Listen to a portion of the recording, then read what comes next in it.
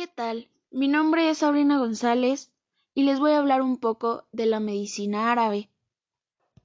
La medicina árabe es puramente empírico-mágico, pretécnica y era la ayuda al enfermo en las tribus de Arabia anteriores a Mahoma, mas tan pronto como comenzó la expansión por tierras bizantinas y persas, se pusieron en contacto inmediato con formas de la vida intelectual muy superiores a la suya.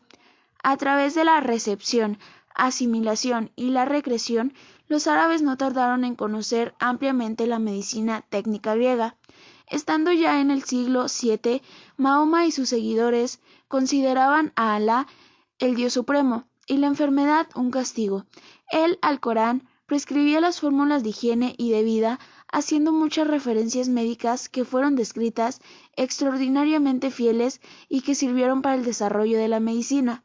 Los árabes cumplieron una labor fundamental no solo de conservación y recopilación de los conocimientos de la filosofía y el pensamiento científico, sino que asimilaron la medicina técnica griega siguiendo las enseñanzas de Mahoma con el conocido refrán: quien deja su casa por dedicarse a la ciencia, sigue los caminos de Alá. También difundieron la cultura médica dándole un lugar prominente dentro de su civilización y fueron el vehículo para su difusión, dado que supieron conservar 3 ciudades importantes con sus academias, hospitales y las famosas escuelas de medicina de Edesa y Nisibis.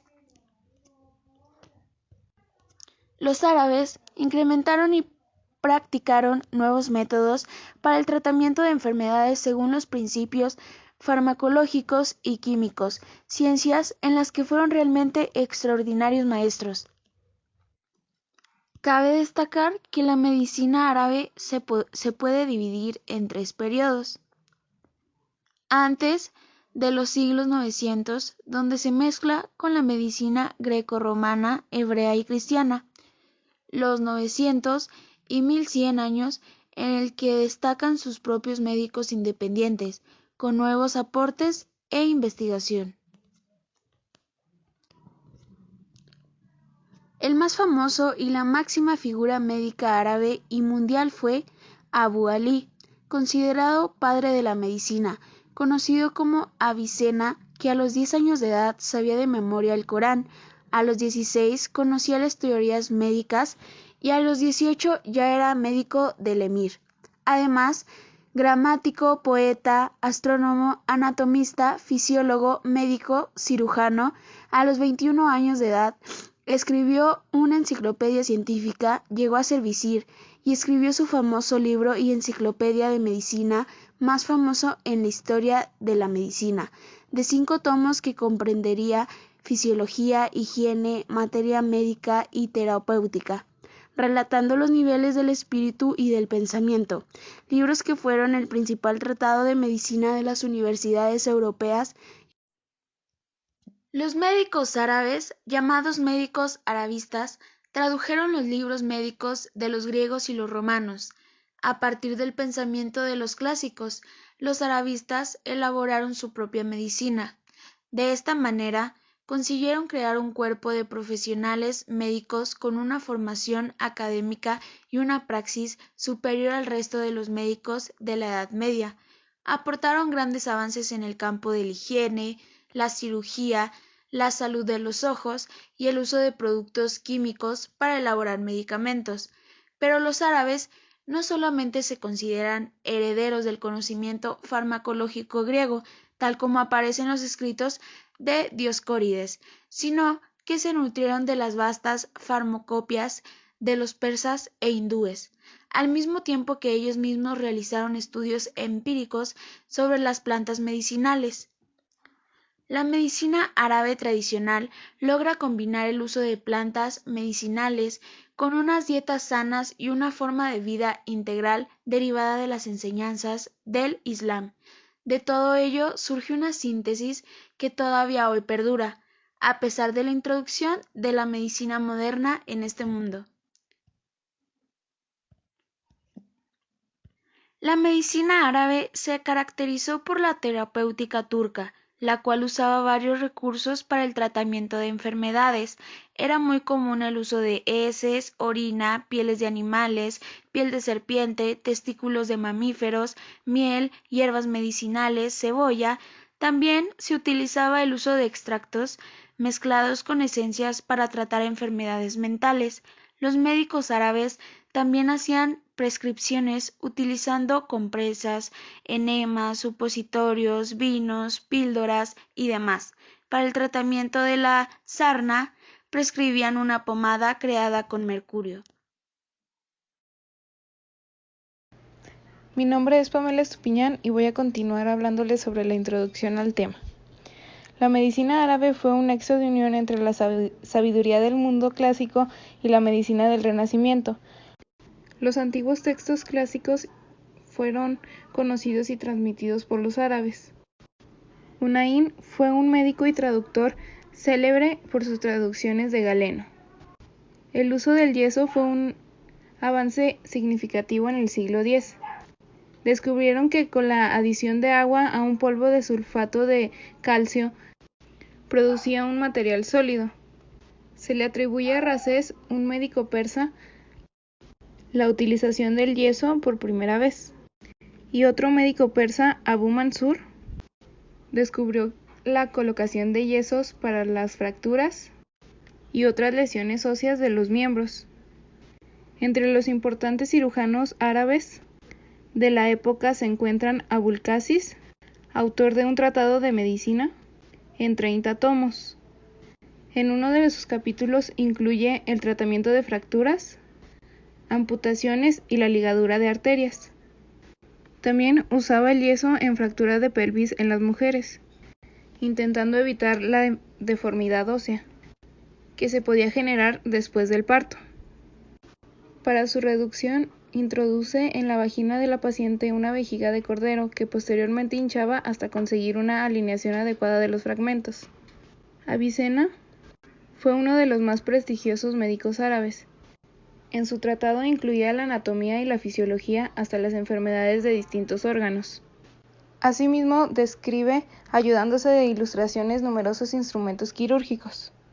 La medicina islámica alcanzó un gran desarrollo comparada con la occidental y supo mantener los principios médicos y filosóficos grecolatinos. Sin embargo, la cirugía fue despreciada por su inseguridad y escasa eficacia.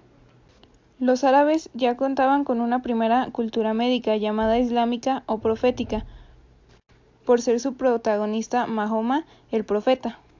Arcaica y piadosa, abunda en exhortaciones genéricas. Decía, por ejemplo, haced uso de tratamientos médicos, pues Dios no ha creado enfermedad ninguna sin disponer un remedio para ella, con la excepción de una sola enfermedad, la vejez. Muchos de sus recursos, como el uso de la miel, del aceite de oliva o de la succión con ventosas, forman parte de prácticas curativas o preventivas que se remontan a la Arabia antigua, y todavía hoy en día se recurre a ellas en muchos estados islámicos. En un campo paralelo se sitúa la interpretación de los sueños, a los que el mismo profeta concedía gran importancia.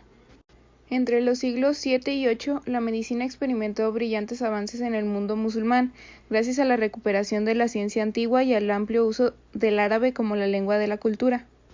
La medicina árabe estaba íntimamente unida a la religión y a los usos y costumbres de la sociedad y la cultura. Fue una medicina hipocrática clásica, aunque tenía algunos rasgos comunes con la medicina medieval, como el desinterés por la cirugía y el apego a la cauterización. No fue hasta el siglo IX cuando se combatió la charlatanería. Se propiciaba una formación general del médico, se estimulaba la observación y se fomentaba la salud pública. También se abogaba por un control central de la medicina. Los progresos más sobresalientes aportados por la medicina árabe fueron la construcción de hospitales y las nuevas observaciones clínicas, como de enfermedades infecciosas y oculares. Aportaciones de la medicina árabe.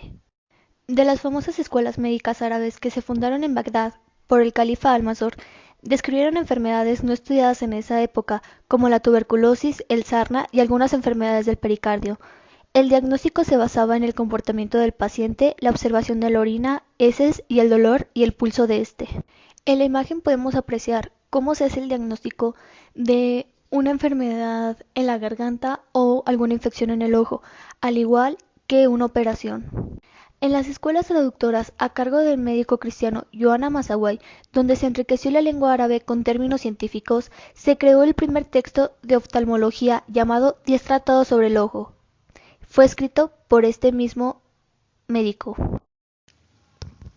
Los médicos árabes sobresalientes fueron Abul Qasis, considerado como uno de los padres de la cirugía moderna.